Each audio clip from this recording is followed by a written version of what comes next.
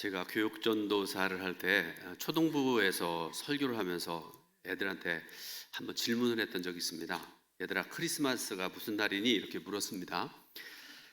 한 아이가 대답을 하는데 정답을 대답을 했습니다. 예수님 생일이요. 맞는 말이죠. 그래서 다시 이렇게 질문했었습니다. 예수님의 생일인데 왜 너희들이 선물을 받니? 질문하니까 대답을 못했습니다. 제가 그 집에서도 이런 질문을 듣고 있는데요. 딸들을 향해서 아내가 생일 때가 되면 그런 질문을 합니다. 너희들 생일에 왜 너희가 생일 잔치상을 받고 선물을 받니? 엄마가 받아야지. 무슨 뜻인지를 모르시지요, 여러분들은? 네, 무슨 말 하는지 잘 모르시는 것 같습니다. 맞는 말 같아요. 그래서 앞으로 성탄절이 되면 너희가 선물을 받지 말고 예수님께 선물을 드려야 된다. 제가 80년대 후반에 있었던 일입니다. 그렇게 얘기한 적이 있습니다.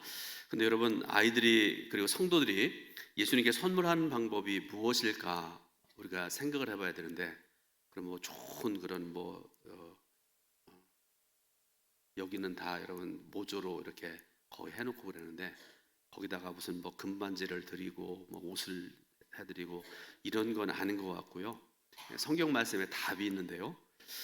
마태복음 25장 40절 말씀을 보면 답이 나와 있습니다. 같이 봉독해 올립니다. 임금이 대답하여 이르시되 내가 진실로 너희에게 이르노니 너희가 여기 내 형제 중에 지극히 작은 자 하나에게 한 것이 곧 내게 한 것이니라 하시고. 아멘. 그 시간에 말씀을 전하면서 아이들에게 질문하면서 스스로에게 질문을 하고 그러면서 제가 아주 깊이 깨달았던 것 중에 하나가 뭔가 하면, 그 이전에는 감히 생각지 못했던 그런 것들 중에 성탄절에 그냥 우리 교회 안에서 우리 학생들하고 또 우리 삶의 자리에서 그냥 잔치하고 서로 이렇게 즐기고 나누고 그렇게 살아가는 줄로 생각을 했었는데, 근데 아니었단 말씀이죠. 그 이후로 작은 이웃에게 조그만 것 하나라도 나누는 성탄절이 되게 해야 됐다, 그런 생각을 하고 그렇게 살아오려고 노력을 해왔습니다. 초대교회는 오랫동안 성탄절을 지키지 않았습니다. 여러분 잘 모르시는 그런 내용일 것 같고 그런데요, 성탄절은 기원 후 354년에 로마 교회에서 처음으로 지키기 시작을 했고요, 379년에는 콘스탄티노플 교회에서 지키기 시작을 했고요, 388년에는 안디옥 교회에서 경축하여 성탄절을 지켜오다가 점차 세계 교회가 지키기 시작을 했습니다. 그런 면에서 예수님께서 태어나신 날짜도 정확하게 사실은 모릅니다.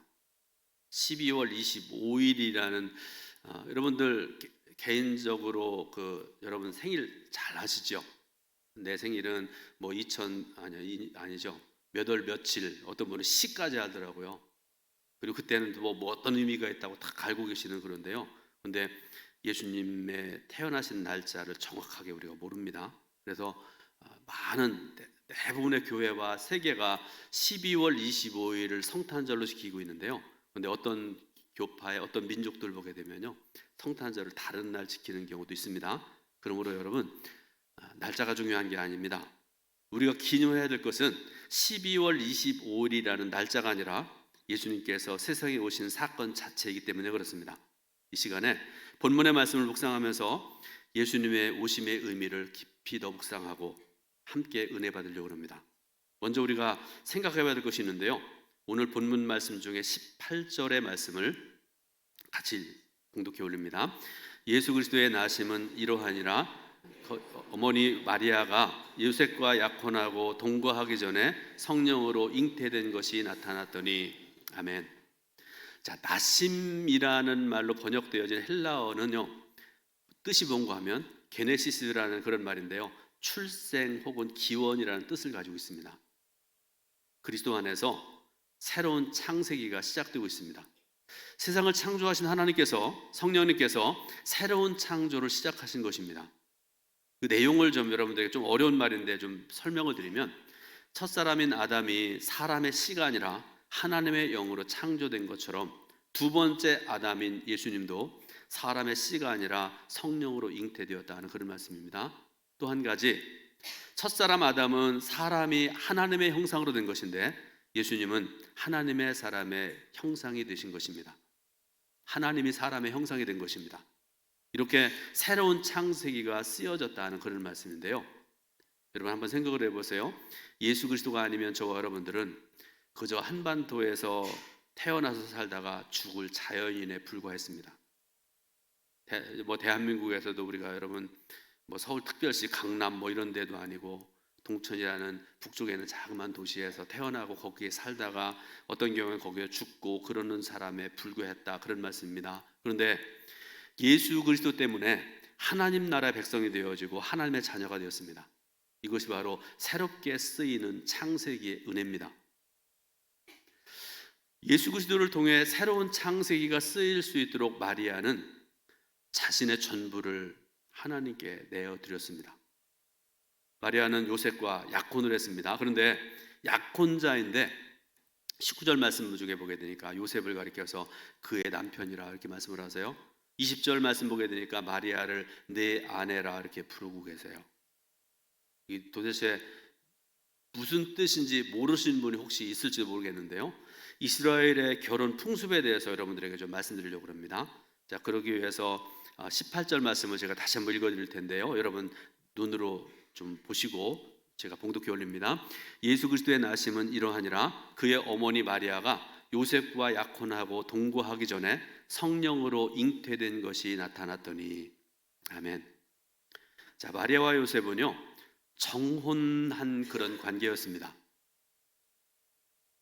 그런데 유대 풍습에서 정혼이라는 것은요 오늘날 같이 쉽게 파기할 수 있는 성격의 약혼이 아니라 매우 중대하고 강한 결속력을 갖는 그런 약속이었습니다. 그리고 서로 정혼한 사이는 법적으로 부부관계로 인정되었지만 그렇다고 곧바로 동거에 들어가는 것은 아니었습니다. 유대 풍습에 의하면 남녀가 정혼한 후 약 1년의 기간이 지나고 난 다음에야 비로소 동거할 수 있었다, 이렇게 말씀하고 계세요. 그 사이에 1년 사이에는 서로 간에 육체를 범하는 것은 법으로 금지되었습니다. 신명기 22장 25절에 분명히 나와 있는 그런 말씀입니다. 자, 이런 엄격한 정혼을 한 사이였음에도 마리아는 하나님께서 하신 일에 자신의 모든 것을 다 내어드렸습니다. 어떻게 이런 순종이 가능했을까 우리가 생각을 해봐야 되는데요. 그 말씀을 우리가 누가복음 1장 38절에서 알 수 있게 되는데요. 자, 누가복음 1장 38절을 같이 봉독해 올립니다. 마리아가 이르되 주의 여종이 오니 말씀대로 내게 이루어지이라 하매 천사가 떠나가니라. 아멘. 마리아의 순종은 하나님 앞에서 자신의 정체성을 알았기 때문에 가는 것이었습니다. 여러분 한번 스스로 생각을 해보세요. 전능하신 하나님 앞에서 예배 드릴 때마다 목사님들이 그런 말씀하죠. 하나님 앞에서 우리가 고백하고 예배 드립니다, 그렇게 말씀하잖아요. 여러분 하나님 앞에서 우리의 모든 것을 아신 하나님 앞에서 이 시간 예배 드리면서 여러분들의 정체성은 뭡니까? 마리아는 자신을 뭐라고 고백을 하는가 하면 주의 여종입니다, 이렇게 고백하고 있는 것을 볼 수가 있습니다. 그러므로 마리아는 진정한 주님의 여종이었습니다.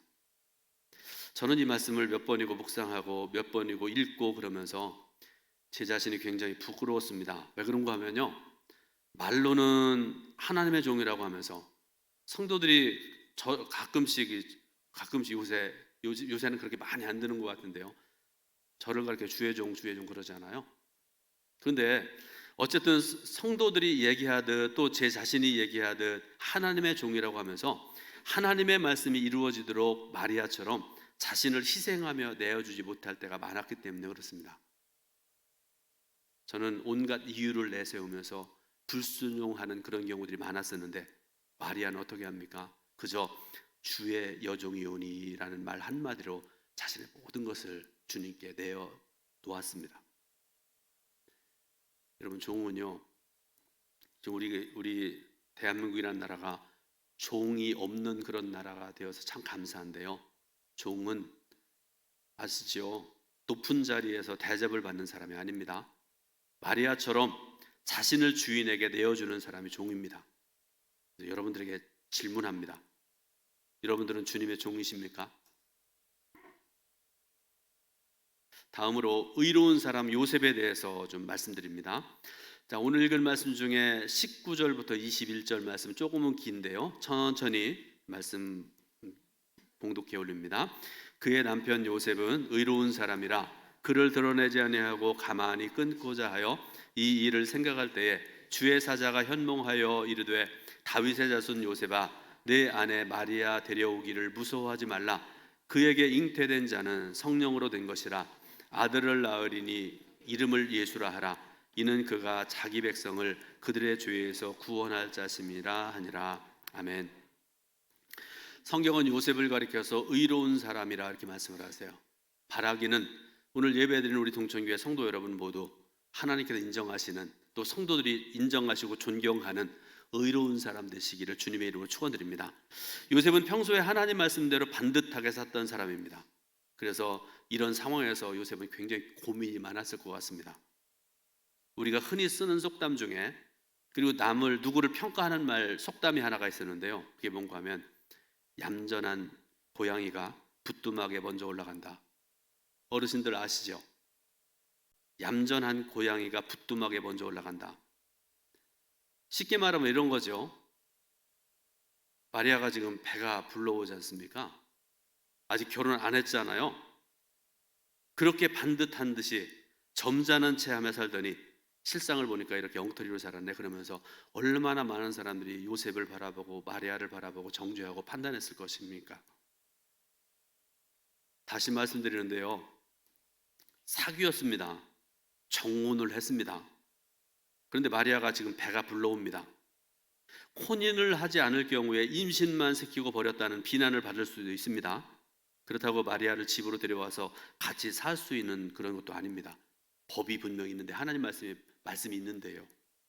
그래서 20절에서 천사가 요셉에게 말씀하시기를 다윗의 자손 요셉아 내 아내 마리아 데려오기를 무서워하지 말라 말씀하는 것을 보면요, 요셉은 굉장히 두려웠던 것 같아요.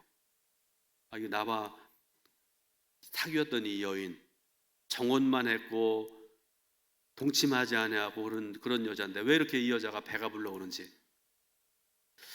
굉장히 두렵고 굉장히 답답했던 것 같습니다. 이런 상황에서 요셉의 상황이 여러분의 상황이라고 한번 생각을 해보시기 바랍니다. 율법대로 마리아를 정죄하고 법정에서 결혼 지참금을 반환을 요구할 수도 있는 그런 상황이었습니다. 그런데 이 요셉을 보세요. 자신이 할 수 있는 많은 권리들을 포기한 채로 조용히 이혼 증서를 써주고 문제를 해결하려고 하는 그런 모습을 봅니다. 요셉이라는 사람은요, 긍휼이 많은 사람입니다. 요셉은 의로운 사람이었지만 율법을 들이대면서 마리아의 삶을 무너뜨리려고 하지도 않았습니다. 사랑하는 성도 여러분, 하나님의 말씀을 문자적으로 적용하는 것이 순종하는 것이 아닙니다. 하나님의 뜻을 바르게 이해하고 그 뜻에 순종하는 것이 온전한 순종입니다. 오늘 말씀을 보게 되니까요, 요셉은 겉으로 보기에 율법에 불순종하는 것처럼 보였지만 자신의 명예나 돈보다 마리아의 삶을 먼저 생각했다는 면에서 참된 순종하는 사람이었다는 것입니다. 천사는 요셉에게 태어날 아이는 사람의 씨가 아닌 성령으로 잉태되었다는 것을 가르쳐 주면서 예수라는 이름을 붙여주십니다. 이 이름에 담긴 의미를 통해서 그분이 장차 하실 일을 가르쳐 주신 것이지요. 그러면 여러분, 이 아이 예수 그리스도가 출생한 세상에 오신 목적이 뭔지 여러분 알고 계시죠? 단 한 가지밖에 없습니다. 구원입니다. 당시에 수많은 사람들, 지금까지도 그리고 앞으로도 수많은 사람들을 구원하시기 위한 그 목적 한 가지밖에 예수님께서 오신 목적이 없습니다. 사람을 죄에서 구원하는 일은 전능하신 하나님만이 하실 수 있는 일입니다. 그래서 하나님께서는 독생자를 이 땅에 보내신 것이지요. 예수님은 자기 백성을 구원하시기 위한 속전으로 이 세상에 오신 것입니다. 믿으시길 바랍니다. 마지막으로 그 이름 임마누엘에 대해서 말씀을 드립니다. 자, 오늘 읽을 말씀 중에 22절과 23절 말씀을 봉독해 올리겠습니다. 이 모든 일이 된 것은 주께서 선지자로 하신 말씀을 이루려 하심이니 이르시되 보라 처녀가 잉태하여 아들을 낳을 것이요 그의 이름은 임마누엘이라 하리라 하셨으니 이를 번역한즉 하나님이 우리와 함께 계시다 함이니라. 아멘. 하나님의 말씀이 주어진 이후로 요셉의 삶의 모습을 보게 되면요, 24절과 25절에 나와 있는데요, 요셉이 주의 사자가 말씀한 대로 행하였다 이렇게 말씀을 하세요. 사랑하는 여러분, 하나님께서 말씀하신 대로 순종하고 살아가시기를 주님의 이름으로 부탁을 드립니다. 두 번째로, 요셉은 아내 마리아를 데려오기는 했는데 아들을 낳기까지 동침하지 않았다 이렇게 말씀을 하세요. 믿음의 사람들은 하나님의 말씀대로 행하고 살아가는 사람들입니다. 내 뜻대로가 아니라 하나님의 뜻에 순종하여 살아가는 사람들이라는 그런 말씀입니다. 설사 여러분 한번 생각을 해보세요. 내 생각과 내 뜻과 내 계획이 이쪽에 있다고 생각을 해보세요. 오른쪽으로 한 걸음 한 걸음 가야 됩니다. 이게 내 뜻이고 내 생각입니다. 내 계획입니다. 실제로 이렇게 그동안 살아왔다고 생각을 해보세요. 그런데 어느 순간에 하나님의 뜻이 분명히 계셔서 네가 갈 길은 그 길이 아니라 이쪽 길이라고 생각을 하면, 믿음의 사람들은요, 하나님께서 말씀하신 것과 즉시 돌이키는 사람들이 믿음의 사람들입니다. 하나님께서 반대의 길을 말씀하시면 즉시 내 길을 접고 하나님의 길을 걸어가는 사람들이 믿음의 사람들이라, 그런 말씀입니다. 하나님께서 행하시는 일은요, 즉흥적으로 일어나는 그런 것이 아닙니다.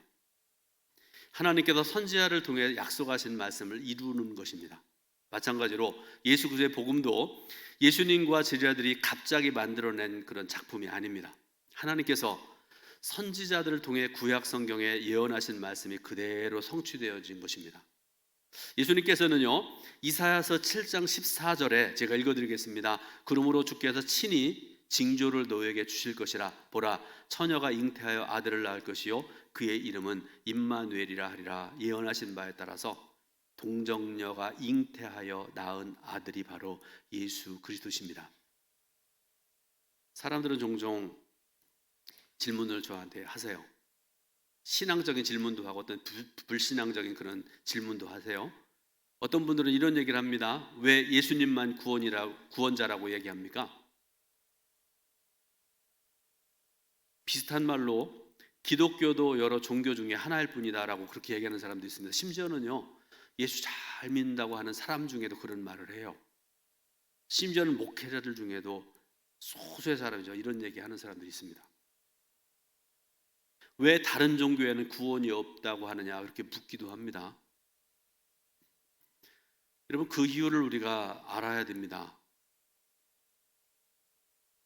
이유는 임마누엘 때문에 그렇습니다. 인간을 죄로부터 구원하려면 두 가지가 반드시 필요합니다. 여러분 반드시 기억하시기 바랍니다. 하나는 초월성이고 하나는 내재성입니다. 어려운 말인데요, 내용을 잠깐 말씀드리겠습니다. 우주보다 큰 초월성이 없으면 인간의 문제를 해결할 수 없습니다. 우리가 믿는 하나님, 우리가 믿는 예수 그리스도, 또 우리가 믿는 성령님은 우주보다 크신 분이잖아요. 창조하신 분이고 전능하신 분이십니다. 그런데 여러분, 석가모니나 공자나 그 밖의 우인들에게는 이런 초월성이 없습니다. 자신도 연약한 인간입니다. 그렇기 때문에 그들의 능력과 그들의 힘으로 인간을 구원할 수 없다는 그런 말씀 아니겠습니까? 내재성도 마찬가지입니다. 다른 종교의 신들을 생각을 해보면, 여러분 예컨대 지금 이슬람에 대해서 많은 사람들이 지금 경각심을 가지고 살아야 된다 그렇게 얘기하고 그러는데요, 이슬람교의 알라라는 신은요, 그들의 교리에 따르면 우주보다 큰 초월성을 가지고 있습니다. 창조주고 심판주로 그들이 믿고 있습니다. 그런데 그에게는 내재성이라는 게 없습니다. 내재성이라는 것은 뭐를 의미하는가 하면, 예수님처럼 인간을 구하려고 인간이 되어서 세상에 온 적이 없다라는 그런 말씀입니다. 그래서 그들 신앙에 있어서, 그들 종교에 있어서 인간은 자신의 힘으로 구원을 받을 수밖에 없다 이렇게들 얘기를 해요. 선행을 하거나 진리를 터득하거나 종교적인 계명을 준수하는 것들을 통해서 구원을 받을 수밖에 없다라고 이렇게 얘기들을 한다 그런 말씀이죠.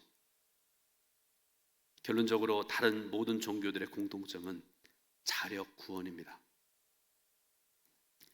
그러나 우리 기독교만은 유일하게 다릅니다. 저와 여러분들이 믿는 기독교는 우리의 힘으로 구원받는 종교가 아니라 예수 그리스도를 나의 구주로 믿고, 그래서 믿음 안에서 우리는 구원받는다, 성경은 말씀을 하세요. 믿으시길 바랍니다. 이런 이야기가 있습니다. 오래전에 미국의 어느 부흥 집회에서 한 흑인 젊은 사람이 하나님의 구원하시는 은혜에 대해서 간증을 하게 됐습니다. 그래서 이 사람이 나와서 많은 사람들 앞에서 얘기를 하기를, 하나님께서 내 자신의 마음을 움직여 주셨고 죄의 굴레와 죄책감에서 해방시켜 주신지에 대해서, 그리고 예수 그리스도께서 베풀어 주신 은혜에 대해서도 사람들 앞에서 간증을 합니다. 아주 뭐라 그럴까요? 사람이 듣기에 너무나 은혜로운 그런 간증을 했습니다. 그런데 구원을 받기 위해서 자신이 한 노력에 대해서는 한마디도 하지 않았습니다. 그런데 여러분, 그 집회의 사회자가 어떤 사람인가, 마침 율법주의적인 사고를 가지고 있던 사람이 그 집회의 사회를 맡아보고 있다가 그 흑인 청년의 간증이 끝나고 난 다음에 이렇게 물어봤습니다. 형제, 지금 간증을 통해서 막 큰 은혜를 받았습니다. 그런데 제가 구원받았을 때에는 하나님께서 나를 위해 무엇을 해주시기를 바라기에 앞서서 구원을 위해 내가 해야만 했던 많은 일들이 있었던 것으로 기억이 됩니다. 형제님, 당신의 경우에는 어떻습니까? 그러자 그 흑인 간증자가 이렇게 대답을 했습니다. 제가 한 일에 대해서 말씀드리는 것을 깜빡 잊어버렸군요. 30년이 넘는 세월 동안에 제가 한 일은 하나님께로부터 멀리 도망다니는 일이 제가 한 유일한 일이었습니다.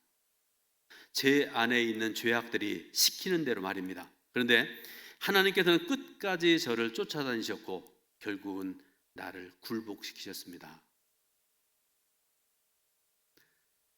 예수님은 성령으로 잉태되어 사람이 되신 하나님이십니다.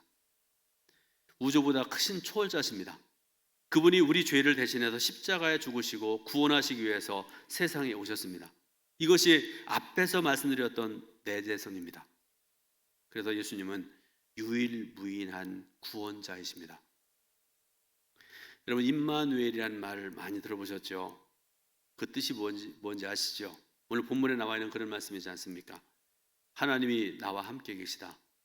하나님이 우리와 함께 계시다. 이게 임마누엘의 뜻입니다. 하나님이 여기에 우리와 함께 계십니다. 예수 없이 임마누엘은 없습니다. 임마누엘 없이는 구원도 없습니다. 바로 이것이 성탄의 의미입니다. 그러므로 말씀을 마무리하면서 여러분들에게 다시 한번 질문하겠습니다. 여러분 안에 예수님 계신가요? 예수님은 자신을 내어주시고 우리를 살리셨습니다. 그러므로 저와 여러분 모두는 예수님께서 값을 쳐주신 존귀한 사람들입니다. 그러므로 저와 여러분들이 예수님 마음 가지고 살아야 되고요, 그리스도인답게 제자답게 살아가야 됩니다. 근데 여러분, 내 안에 예수님을 모시고 믿는 사람답게 살아가는 것이 정말로 어려운 일인 것 같습니다. 저도 날마다 기도하는데요, 저 자리가 제가 새벽 기도 마치고 앉아서 기도하는 자리인데요, 하루도 빼놓지 않고 회개하는 기도를 합니다. 이렇게 부족합니다. 이렇게 잘못했습니다. 여러분, 제가 어머니 뱃속에서부터 예수 믿은 사람인데 60년 훨씬 넘게 예수 믿은 사람인데, 이 정도 됐으면, 그래도 목사도 되고 그랬으면 그래도 회개할 거리가 없어야 되는 게 맞지 않습니까? 자꾸 회개할 것이 생겨나는 거예요. 그러니까 내 안에 예수님을 모시고 믿는 사람답게 살아가는 것이 정말 어려운 일이라는 것을 알 수 있는 그런 것이지요. 엄청나게 힘듭니다. 예수 믿는 사람답게 살기 위해서는요, 두 가지 해야 됩니다. 먼저 내 자신과 싸워야 됩니다. 하나님, 아직도 제가 이렇습니다. 싸워야 됩니다. 또 하나는 사회와 이웃들의 편견과 생각들과도 싸워야 됩니다. 세상이 얼마나 우리 그리스도인들, 교회들을 미워하고 정죄하고 판단합니까? 물론 우리가 잘못한 것도 있습니다. 근데 어떤 경우에는 편견도 있습니다. 그것과 싸워야 돼요. 아름다운 삶을 통해서 그것과 싸워야 됩니다. 그런데 여러분, 결론적으로 결국에는 그 이름 예수 그리스도, 그 이름 임마누엘을 믿고 그리스도인이요 제자답게 승리하고 영광 돌리는 복된 삶을 살아가시는 저 여러분 되시기를 예수님의 이름으로 축원드립니다. 기도하겠습니다. 하나님 은혜와 귀하신 사랑을 감사드립니다. 오늘도 귀한 주일을 알아가신 하나님, 하나님의 거룩한 전에 나와서 예배드리고 또 이 시간에 주시는 말씀을 전하고 듣게 하시니 진정으로 감사드립니다. 그 이름 예수, 그 이름 임마누엘, 믿는 사람답게 구별되고 신실하고 아름다운 삶을 살아가는 우리 사랑하는 동천교회 성도들 모두가 될 수 있도록 인도하여 주옵소서. 예수 그리스도의 이름으로 기도드립니다. 아멘.